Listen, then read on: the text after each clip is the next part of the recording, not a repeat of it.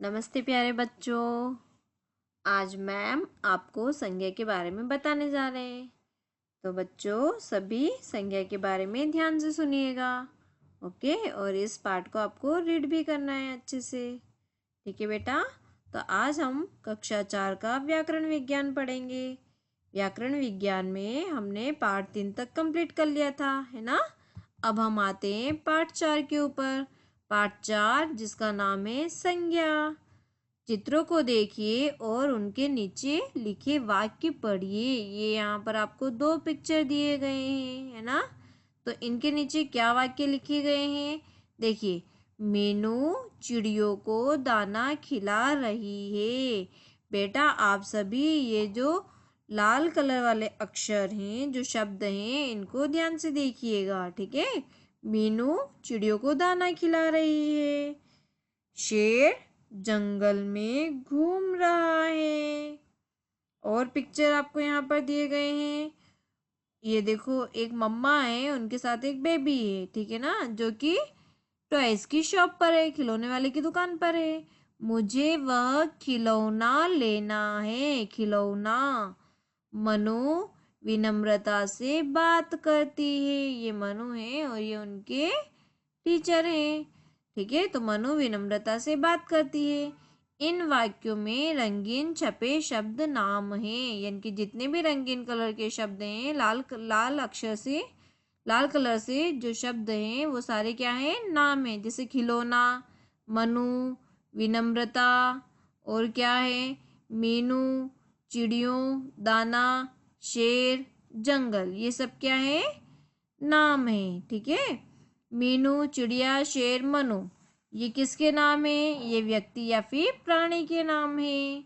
दाना और खिलौना किसके नाम है, ये वस्तु के नाम है। जंगल, तो जंगल किसका नाम है, एक स्थान का नाम है, ठीक है। विनम्रता, विनम्रता यह एक भाव का नाम है, ठीक है। भाव क्या होता है, जिसको हम ओनली महसूस कर सकते हैं, ठीक है, वो भाव होता है। अब यहाँ पर आपको संज्ञा की परिभाषा दी हुई है। किसी व्यक्ति, प्राणी, वस्तु, स्थान या भाव के नाम को संज्ञा कहते हैं, ठीक है। चाहे वो कोई भी व्यक्ति हो सकता है, कोई भी प्राणी, वस्तु, ठीक है ना। जैसे व्यक्ति में आप अपना नाम ले सकते हो, ठीक है। जैसे किसी स्टूडेंट का नाम प्राची है, किसी का तनय है, तो जो भी नाम है व्यक्ति, तो अपना नाम आ जाता है। प्राणी, चाहे वो कोई भी प्राणी हो, शेर हो, बिल्ली हो, ठीक है। वस्तु, तो वस्तु में जैसे कुर्सी हुआ, है ना, टेबल हुई, ठीक है, मैच, ये वस्तु का नाम है। स्थान, स्थान जैसे यहाँ जंगल का नाम दिया था, या फिर दिल्ली, इंदौर, ठीक है, तो ये स्थान का नाम है। या भाव, भाव हमारे अंदर जो भाव होता है, जिनको हम सिर्फ महसूस कर सकते हैं, ठीक है, जिसको हम छू नहीं सकते हैं, वो भाव। तो उस भाव, जैसे विनम्रता यहाँ पर आपको दिया हुआ था, है ना। जैसे बचपन, हमारा बचपन हमको पता है ना, कि हमारा बचपन कैसे निकल रहा है, बट हम उसको टच नहीं कर सकते, हम उसको छू नहीं कर सकते हैं। बस हम क्या कर सकते हैं, अंदर ही अंदर उसको महसूस कर सकते हैं कि हमारा बचपन कितना अच्छा निकल रहा है ना। तो भाव के नाम को संज्ञा कहते हैं। ओके, तो इन सब के नाम को क्या कहते हैं, संज्ञा कहते हैं। अब यहाँ पर आपको संज्ञा के भेद दिए गए हैं। संज्ञा के मुख्य कितने भेद होते हैं, 3 भेद होते हैं। पहला है व्यक्तिवाचक संज्ञा, दूसरा है जातिवाचक संज्ञा, तीसरा है भाववाचक या फिर गुणवाचक संज्ञा, ठीक है। यहाँ पर 3 प्रकार की संज्ञा दी गई है, ठीक है। 3 संज्ञा के भेद होते हैं। तो पहला हम पढ़ते हैं व्यक्तिवाचक संज्ञा। व्यक्तिवाचक संज्ञा क्या होता है, किसी विशेष व्यक्ति, स्थान या वस्तु के नाम को व्यक्तिवाचक संज्ञा कहते हैं, ठीक है। यहाँ ध्यान रखना बेटा, नाम आएगा, ठीक है, चाहे वो किसी व्यक्ति का नाम हो, स्थान का नाम हो, या फिर किसी भी वस्तु का नाम हो, नाम होना चाहिए। नाम अगर है तो वही व्यक्तिवाचक संज्ञा होती है। जैसे इंदिरा गांधी, सचिन तेंदुलकर, ये दोनों किसके नाम है, व्यक्ति के नाम है, ठीक है। जैसे लाल किला, ठीक है, तो लाल किला स्थान का नाम हो गया। वस्तु का नाम तो रामायण, रामायण किसका नाम है? एक पुस्तक का नाम है, ठीक है। तो पुस्तक क्या है? एक वस्तु है, तो वस्तु का नाम हो गया। दिल्ली, दिल्ली भी एक स्थान का नाम है। गंगा, गंगा क्या है? एक नदी का नाम है, ठीक है, आदि।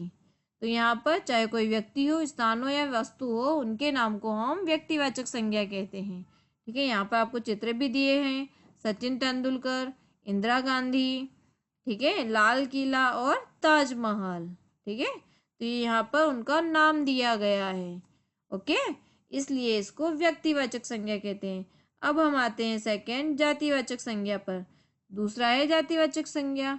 मेज या कौवा किसी एक विशेष वस्तु या प्राणी का नाम नहीं है, ठीक है। जैसे कौवा, तो कौवे बहुत सारे होते हैं, है ना, उसका कोई नाम नहीं है, ठीक है। और यहाँ पर मेज दिया है, तो मेज, मेज का भी कोई नाम नहीं है, किसी भी वस्तु या प्राणी का कोई नाम नहीं है यहाँ पर जो दिया है। मेज सभी तरह की मेजों को कहा जाता है, ठीक है ना। इसी प्रकार कौवा शब्द से उसकी पूरी जाति का पता चलता है ना। जैसे बहुत सारे कौवे बैठे रहते हैं, तो हम उनको नाम से थोड़ी ना बोलेंगे, क्या बोलेंगे? कौवा, है ना, कौवे बैठे हैं, ओके। तो पूरी जाति का पता चलता है। ये शब्द क्या होते हैं? जातिवाचक संज्ञा कहलाते हैं। यहाँ अच्छे से उसकी परिभाषा भी दी हुई है। जो शब्द सामान्य वस्तु या प्राणी या उसकी पूरी जाति का बोध कराते हैं, उन्हें जातिवाचक संज्ञा कहते हैं। जैसे कौवा, बच्चा, मेज, नदी, आदमी, कुर्सी आदि, ठीक है।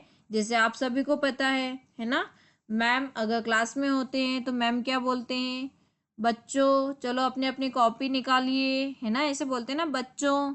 या फिर किसी का पर्टिकुलर नाम लेके बोलेंगे तो वो व्यक्तिवाचक संज्ञा हो जाएगी, ठीक है। जैसे बोलेंगे प्राची आपकी कॉपी निकालिए, तो प्राची क्या हो गया? उसका नाम है ना, ठीक है। तो नाम है मीन्स वो व्यक्तिवाचक संज्ञा है। अगर मैम ने बोल दिया बच्चों, तो बहुत सारे बच्चे हो जाते हैं, या फिर बच्चा, ठीक है। तो उसका कोई नाम नहीं बोला है मैम ने, ओनली क्या बोला है? बच्चा, ठीक है। तो क्या है? वो पूरी जाति को बताता है, यानी कि बच्चा कोई भी बच्चा हो सकता है, ठीक है। उसका नाम नहीं लेके बोला तो मतलब वो जातिवाचक संज्ञा हो गई, ओके।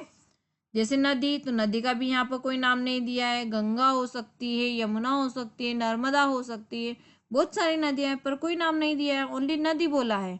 तो नदी मतलब हो गया उसकी जातिवाचक संज्ञा, ठीक है। जैसे आदमी, तो आदमी का भी कोई नाम नहीं दिया है यहाँ पर, तो जातिवाचक संज्ञा में आता है ये, ठीक है। ओके बेटा, तो आई थिंक आपको क्लियर हो गया होगा कि व्यक्तिवाचक संज्ञा क्या होती है और जातिवाचक संज्ञा क्या होती है। व्यक्तिवाचक संज्ञा में नाम आता है, ठीक है, और जातिवाचक संज्ञा में उसकी पूरी जाति का बोध होता है। अब हम आते हैं, जैसे यहाँ पर देखो दिया भी है कौवा, बच्चा और मेज, तो ये जातिवाचक संज्ञा हो गई। अब हम थर्ड पर आते हैं, भाववाचक संज्ञा। बचपन, बीमारी और ऊंचाई को केवल अनुभव किया जा सकता है ना, सिर्फ उसको अनुभव ही किया जा सकता है, महसूस कर सकते हैं हम उसको बस। चाहे वो हमारा बचपन हो या हमें कोई बीमारी हो गई हो, तो हम उसको अनुभव कर सकते हैं। इन्हें हम छू, पकड़ या देख नहीं सकते। बीमारी को हम देख सकते हैं क्या? नहीं ना। पकड़ सकते हैं क्या? उसको पकड़ के रख सकते हैं? नहीं, उसको हम छू भी नहीं सकते हैं, ठीक है। तो ये जो होता है, जिसको केवल फील किया जा सकता है, अनुभव किया जा सकता है, ऐसी संज्ञा को बोलते हैं भाववाचक संज्ञा, ठीक है। ये शब्द भाव या गुण के नाम होते हैं, ठीक है। यहाँ पर और अच्छे से परिभाषा दी हुई है। जिन शब्दों से किसी प्राणी या वस्तु के गुण, भाव या दशा का पता चलता है, उन्हें क्या कहते हैं? भाववाचक संज्ञा कहते हैं। जैसे बुढ़ापा, ईमानदारी, सत्य, मिठास, सुगंध आदि। ये जितनी भी संज्ञा यहाँ पर दी गई है, इनको हम सिर्फ अनुभव कर सकते हैं, इनको हम छू नहीं सकते हैं, ठीक है। तो बचपन सबसे अच्छा समय है, तो इसमें देखो जो बचपन है वो भाववाचक संज्ञा दी हुई है, ठीक है। यह बीमारी से तंग आ चुका है, तो वह बीमारी से मतलब बीमारी, तो बीमारी क्या हो गई? भाववाचक संज्ञा। इस पहाड़ की ऊंचाई बहुत है, तो ऊंचाई क्या हो गई? भाववाचक संज्ञा, ठीक है। ऊंचाई को हम छू नहीं सकते हैं, ठीक है। तो देखो आओ अभ्यास करें। अब यहाँ पर प्रश्न उत्तर आ गए हैं आपके। प्रश्न 1, सही विकल्प चुनिए। क है इसमें, किसी प्राणी, वस्तु, स्थान या भाषा के नाम को क्या कहते हैं? व्यक्तिवाचक संज्ञा, ठीक है। नाम आया है तो देख लो नाम को क्या कहते हैं? व्यक्तिवाचक संज्ञा, ठीक है बेटा। संज्ञा के भेद हैं, तो संज्ञा के कितने भेद होते हैं? 3 भेद होते हैं। पढ़ा अभी हमने, व्यक्तिवाचक संज्ञा, जातिवाचक संज्ञा और भाववाचक संज्ञा, है ना। यानी कि जो 4th वाला ऑप्शन है ये सभी यह करेक्ट ऑप्शन है। ग वाला है रतन गांव में रहता है, तो रतन पर अंडरलाइन की हुई है, तो रतन क्या है? व्यक्तिवाचक संज्ञा है, ठीक है, क्योंकि नाम दिया हुआ है रतन, तो व्यक्तिवाचक संज्ञा है। अब हमारा प्रश्न नंबर 2 है, निम्नलिखित वाक्यों में से संज्ञा शब्द ढूंढकर लिखिए। यहाँ पर आपको कुछ वाक्य दिए गए हैं, इनमें से संज्ञा शब्द ढूंढना है और संज्ञा का प्रकार भी लिखना है, ठीक है। जैसे दही में खटास है, तो खटास क्या है? एक शब्द हो गया, संज्ञा शब्द हो गया, ठीक है। और खटास जो है वो कौन सी संज्ञा है? तो ये भाववाचक संज्ञा है। गरीबों पर दया करो, तो दया क्या हो गया है? एक शब्द हो गया है। यहाँ पर दया में भाववाचक संज्ञा है। हम बस से आगरा जाएंगे, तो आगरा शब्द हो गया है और इस शब्द की संज्ञा है व्यक्तिवाचक संज्ञा, ठीक है, क्योंकि यहाँ पर आगरा का नाम है, एक स्थान का नाम दिया हुआ है आपको। प्रश्न नंबर 3 है, व्यक्तिवाचक संज्ञा और जातिवाचक संज्ञा के 3 उदाहरण लिखिए। तो उत्तर, व्यक्तिवाचक संज्ञा, इसके उदाहरण है इंदिरा गांधी, रामायण, दिल्ली, ठीक है। जातिवाचक संज्ञा, इसके उदाहरण है कौवा, बच्चा, कुर्सी, ओके। प्रश्न नंबर 4 है, निम्नलिखित संज्ञा शब्दों को अलग अलग समूह के गुब्बारों में लिखिए। जैसे कलम, पंखा, रामायण, हिमालय, कुत्ता, लंबाई, सुंदरता, गंगा, पेड़, मुंबई, कुतुब मीनार, झूठ, मेहनत, लड़का, सफाई। यहाँ पर बहुत सारे शब्द आपको दिए गए हैं, ठीक है, तो इनको आपको इसमें लिखना है। व्यक्तिवाचक संज्ञा क्या है?